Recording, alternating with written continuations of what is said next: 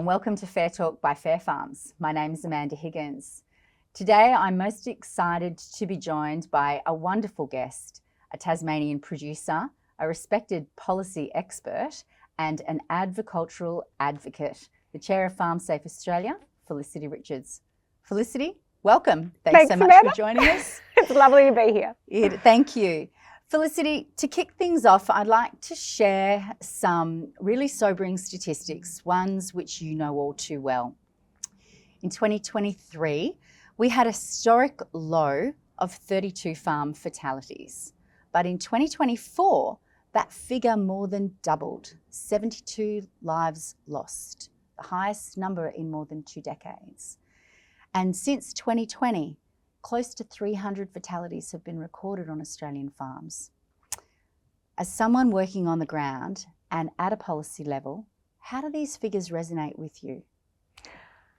They're just tragic numbers. There's really no other way to put it. And they remind me that we have such a job ahead of us because we want to see those numbers change and not just the occasional dip. We want to see them calm down and stay down. Yeah, they're horrible numbers to think. Lives lost unnecessarily. Absolutely. And the number of serious incidents similarly remains stubbornly high, and we really want to impact that number as well. These numbers are heartbreaking, and as you've so often pointed out, many of these tragedies are preceded by a near miss, a close call where people simply got lucky, and that's exactly what this year's National Farm Safety Week campaign is all about. This week, Farm Safety launched the campaign under the theme of Second Chances. Who knows how many more you will get. Can you tell us a little bit about how the theme came about and why the focus on near misses seems so timely? I think this campaign, Second Chances, and I'm going to give all credit for this to our amazing Executive Officer, Stevie Howdell, because this campaign arose from us reflecting on the tragic numbers from 2024 and saying we not only want to mourn that loss of life, but we want to say, okay, we've got a second chance. We can do better. How are we going to do that? And from that then grew this notion that how many of us who are now walking around on farms today have had our own moment that could have ended up being at best a little bit frightening, maybe a graze, maybe a bruise, at worst a serious injury or a fatality. So how do we craft a campaign that says to all of us, let's reflect on those near misses, the second chance we've been given, and turn it into a safety message of doing things differently? Yeah, I think that's really important. I think having had a look at some of the media, it goes to show how we can very much humanise those everyday moments, because I'm sure every farmer out there has Absolutely, had they do. miss. You know, we can laugh about it, but at the end of the day, you think to yourself, my God, I'm really lucky. And, you know, we need to share stories about what that looks like. And that really seems to be the crux of what this is all about, isn't it? Is the power of storytelling. It's absolutely focused on storytelling. So our Safer Farms report is peppered with stories that farmers have really generously shared with us about their own near misses and what they have drawn from those. And they also share what it was about that moment that made them stop and think, wow, you know, that was so close. And what am I going to do differently in future to protect myself from that happening again and to protect the people around me from it happening again? So stories are powerful. We're leaning into those stories and we're asking that others do the same. Yeah. The campaign breaks the week across into 7 different topics. We might just touch on them if we can. That'd be great. Because I think it was really important that it's structured this way, because every one of them has a different message slightly. So the themes briefly, and they are punching and they're hard hitting and they need to be, is that every near miss has a lesson. Let's not miss it. The second is dead tired, the cost of pushing through. And I know that you've been calling for a cultural change on fatigue for some time. Respect the routine and challenge the habit. And this one speaks to complacency, I suppose. It's a very dangerous habit to have in ag. Not just a bad day, addressing mental health and toll of burnout. And then it only takes a second, especially relevant for parents on farm. Can you hear me? A reminder that poor communication can hold real risks. And the clock is ticking, tackling the pressure cooker effect of rushing without planning. Which of these daily themes really resonates with you? Because I know you and I have shared a couple of stories and I know that you can relate to all of them, but which of them actually really hits the mark for you? So for me, the one that is it's the one that really hits me because of it being so close to my own near miss is around the child safety conversation, and it's the only taking a second. And even just thinking that, I get that little tightening in your body where you think, oh yeah, that's the one for me. But we all have them, and we all have them on different days. Some days it's fatigue, some days it's pressure. But for me, the child safety one is always gives me a moment. Yeah, it's really tricky, isn't it? Because there is a lesson in every single one of those stories. I think the important thing is, how do we share them, and why should we share them? When we share, and I want to make the point here that when we talk about sharing our stories, people need to take control of that and think about what it means for them. So if you've got a really distressing story, it's quite okay if that just means sitting down with a cup of tea, reflecting quietly, privately to yourself about what happened or nearly happened and what you might need to do differently.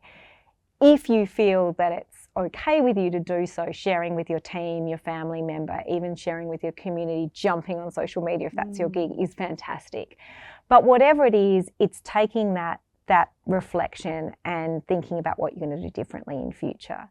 So one of the stories for me, which is my story about the near miss with my daughter, really gave me pause for thought and reflecting on what do I need to do differently. Yeah. Are you happy to share it? I am happy to share that story. So it's a story which, it's definitely not my Mother of the Year story, but I do feel when I do share it that people get the sense that we're all in this together. So as you know, I have 3 young children. They're now 5, 7 and 9. But at the time, I only had my 2 daughters and they were 4 and 2.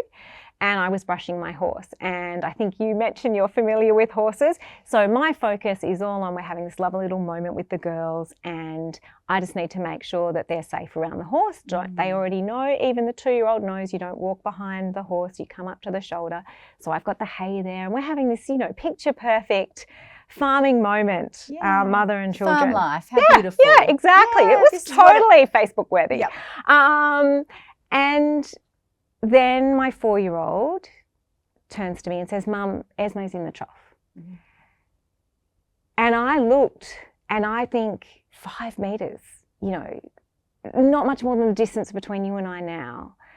Little Esme had leant forward, and I wonder if she was reaching, it was an above ground water trough, stock trough, and she was maybe reaching for the float, the float sitting in the trough, and her little legs had come off the ground and her hands are too long to touch the bottom. And there's not a sound. Like, I hadn't heard her. I was brushing my horse. I didn't have headphones in. I was probably chatting with them, but it just didn't occur to me. A few things didn't occur to me. One, I hadn't even looked at the water. I think I was so blind to that because I was just thinking about the horse. And I think, interestingly, it leads into one of the other themes, the complacency one that you highlighted, because I've brushed horses 100, if not 1,000 times, and my focus is on, well, don't get kicked, don't get stepped on. But that made me completely blind to another very real danger that was very close to me that maybe someone else would have spotted in a second. But at the same time, you probably would have thought, oh, good, the horse has got water. Yeah, exactly. Just automatically. You're just in a different zone. And the other lesson to me in this, and I should actually, for anyone who's thinking, oh my goodness, I pulled my daughter straight out. Nothing more than a couple of coughs, a huge cuddle, and rushing inside to get her warmed up was the extent of the damage, I'm incredibly glad to say. But it also gave me that moment that I would have told you then that I was supervising my children. And we have this conversation a lot at FarmSafe, where it's easy to think you're supervising your child, but what active supervision means is not just within arm's reach. It means within your scope of attention. Yeah. And choosing tasks that you can do and still have sufficient attention on your child is very different from choosing ones where a child could be trailing around behind you and be physically present. I think So it's a big story. I think the other day you called it active supervision. Yeah, active supervision. Active It's such a supervision. good description, isn't it? Because it is active. You can't passively supervise No. a 2-year-old around water. No, because then it's not supervision, It's is it? not supervision at all. And it's one of those Yeah. things, you felt that you were in an area, you'd done a risk assessment. The Yeah. girls weren't behind the horse, they were in front of the horse. Mm. You'd had the chat with them. There was some food there. There was an activity that was going on, but it was a blink of an eye. Mm.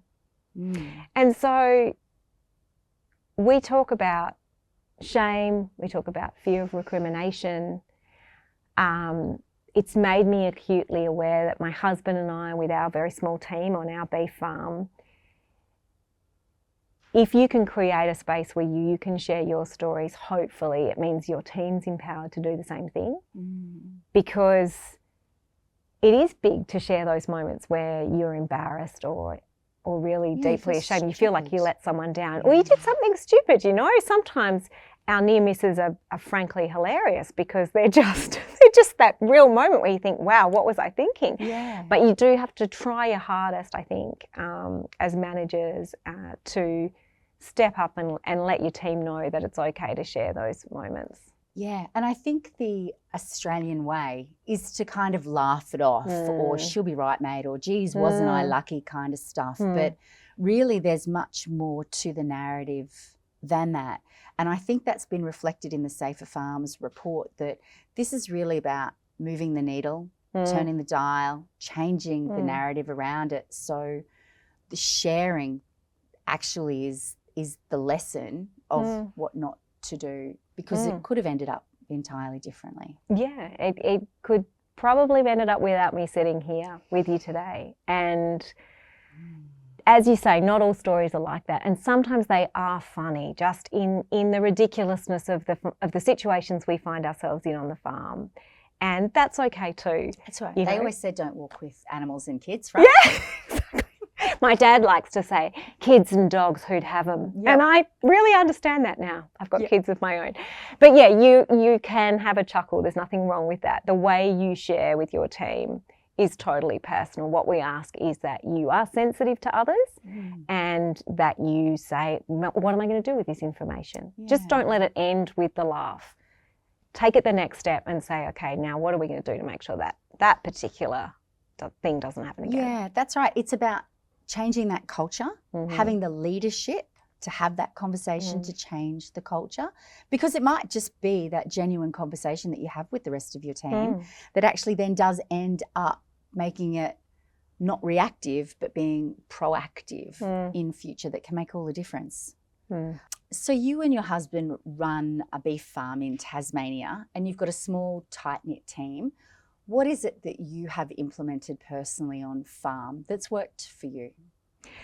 Well, it certainly hasn't worked from the get-go. Okay. So, but I quite like talking about that, because I think sometimes people think, you know, farm safety, you know, there's lots of myths out there I hear, like, oh, it's easy if you're a corporate, or, you know, you've got a background in HR, so obviously you'd be nailing it, that kind of thing. Not that I do have a background in HR. But on our farm, my husband and I, it started with, I think, I became the safety police. And that is not a fun job. And I would strongly encourage anyone who immediately it jumps into their mind, yeah, I know that person on the farm. Are they enjoying that role?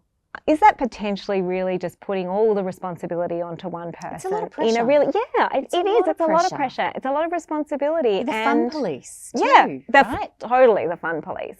Nobody wants to be the fun police. Yeah. And it also, I think, quite inadvertently can really disempower other members of the team to be proactive in their own safety. And that's a real shame as well. That's a lost opportunity. So on our farm, I'm happy to say that we sort of took this quite ad hoc approach, and I would occasionally lose my temper and get crabby about something.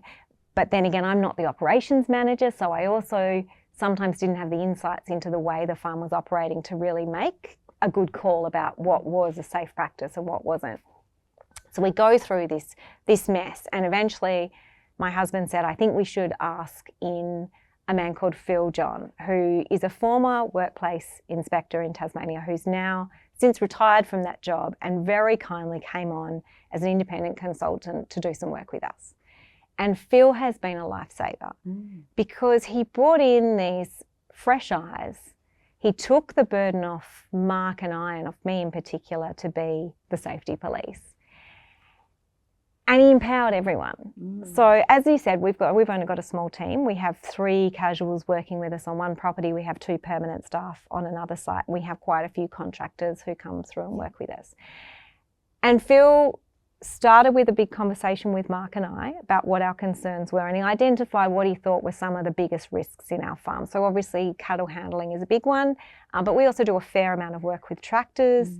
And so he was like, okay, here's a few critical things we want to get a safe work procedure in place straight away. Yeah. But you would have had some documentation. We did have. As the chair of Farm Safe Australia, no doubt you would have had bucket loads. Yeah, we did, but it just still felt piecey, and it felt like people were doing it because I was dragging them to it, not because they thought it was important. Buy-in. Yeah. And every time I tried to have a meeting, there was always something more important.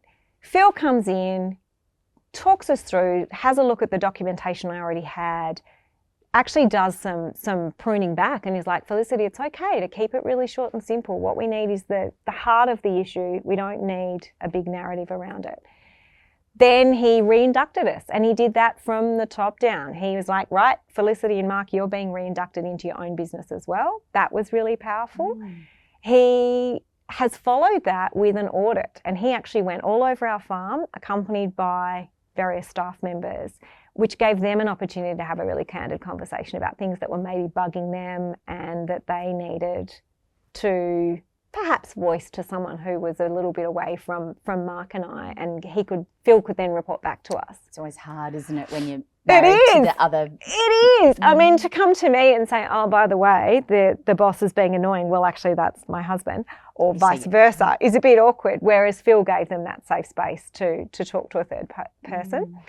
We've now got our list from Phil, and we've gone through with him and prioritised them and talked about mitigating strategies, and we're trying to work through that, and we're going to be inviting him back on a 6-monthly basis to say, okay, please come over the farm and give us that audit kind of lens so that it keeps us really accountable and on top of emerging risks. Yeah, I think that brings it really very much down to earth, isn't it? It's not just about ticking a box on a piece of paper. It's really very much about protecting your people. And at the end of the day, that's exactly what we do want to do, is the crux of safety, is to protect people.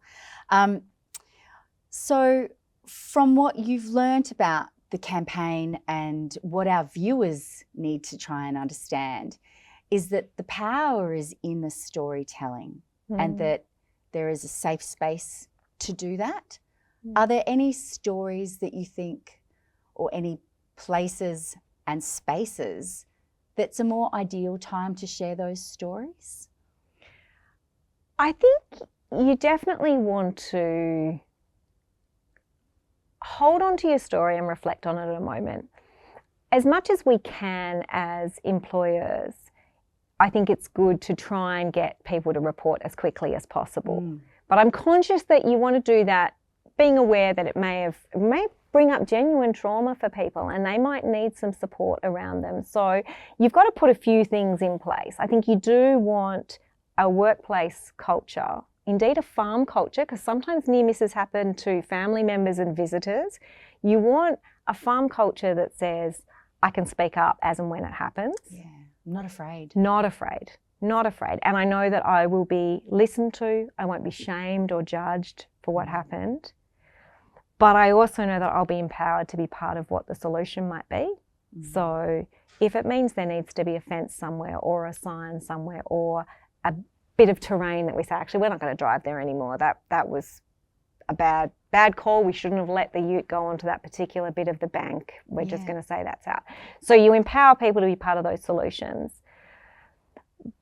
But to address that risk of where things got seriously hairy, or we simply don't know someone else's mental state and how they might feel, it's also, there's a lot of resources out there, a lot of support resources out there for people, and it might be that you need to make those available for your team as well and say, hey guys, if you need something else, something a bit more to support you through this, there are resources. We can create the time and point you in the direction of some professional support that'll help you with this. Yeah. So it's a whole bunch of different things you can put in place, but all of them are actually really simple.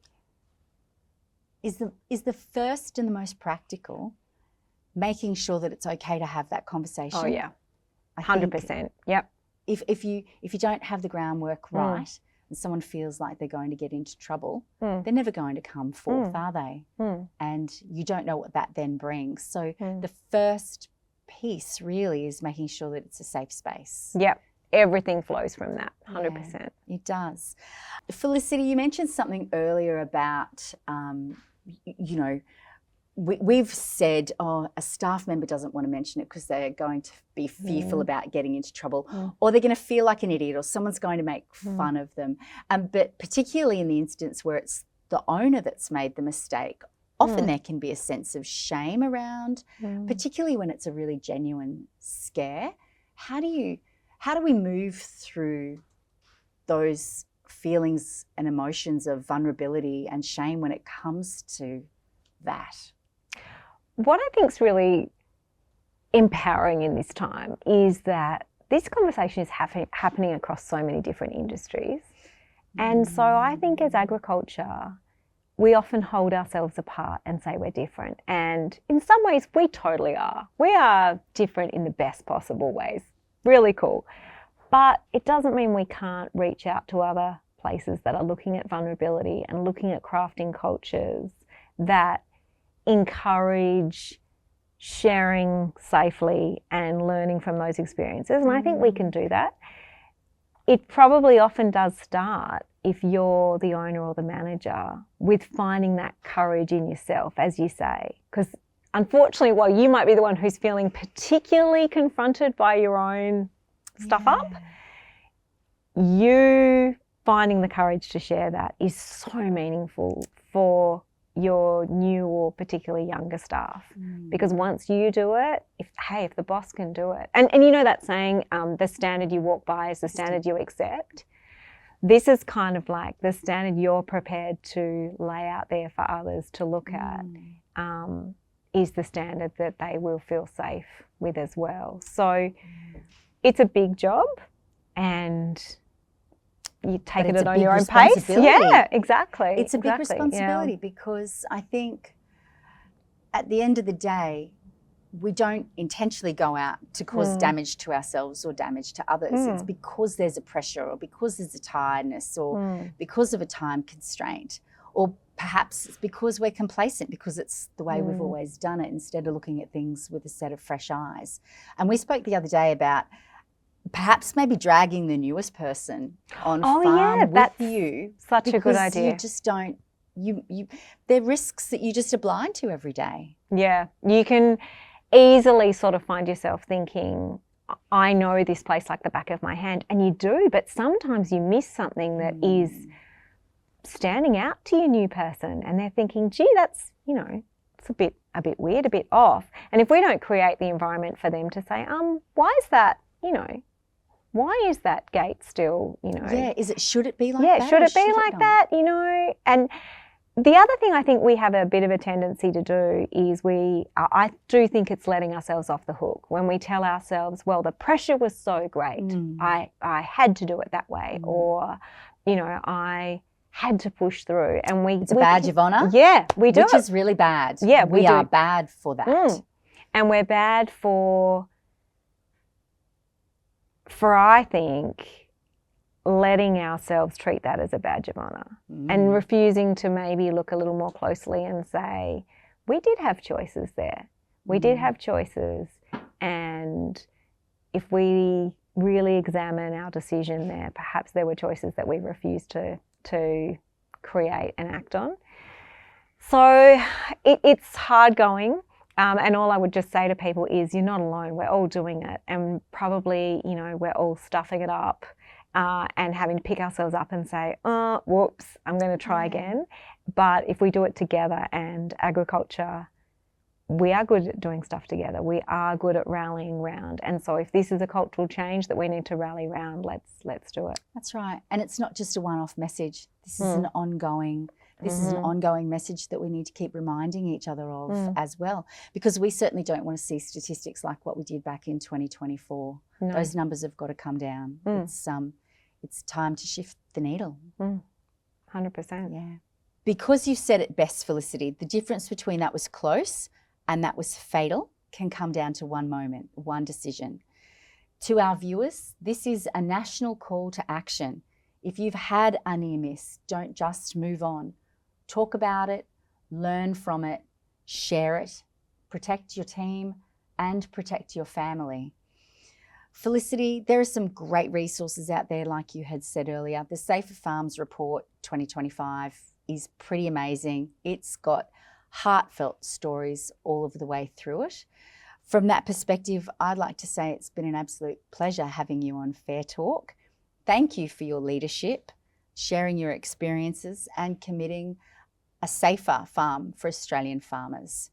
And to thank you to everyone who's tuned in today. We look forward to having you back, and we look forward to seeing you next time on the next episode of Fair Talk by Fair Farms. Until then, bye for now. Stay safe.